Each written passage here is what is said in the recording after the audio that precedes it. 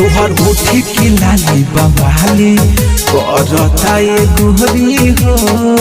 हम हो गइल बानी घायल दिल भइल बा चोरी हो।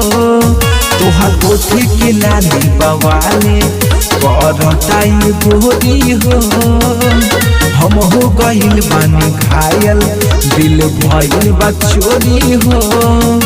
सुन हिरानी लुटा द जवानी फेमस हो जाइबो थाना में। शर्मा जी से दिल लगाना राज करब जमाना में। शर्मा जी से दिल लगाना राज करब जमाना में।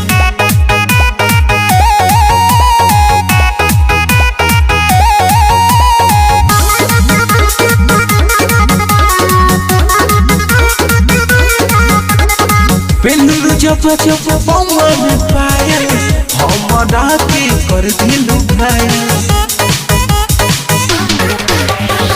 पेलू जब जब बउआ में पायल हमरा के कर दिलू घायल। सुनो ये रानी लुटा द जवानी फेमस हो जाइबो थाना में।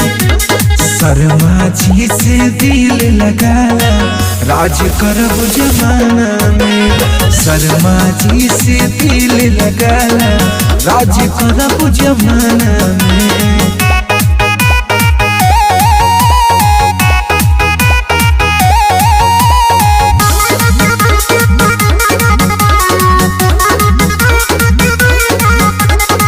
हिले बारू गाँव गोलिया टोला आवन खाला एक पलेट छोला।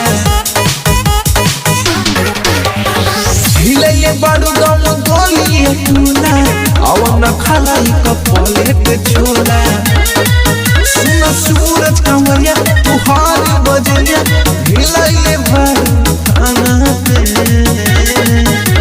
शर्मा जी से दिल लगाना राज करब जमाना में। शर्मा जी से दिल लगाना राज करब जमाना में।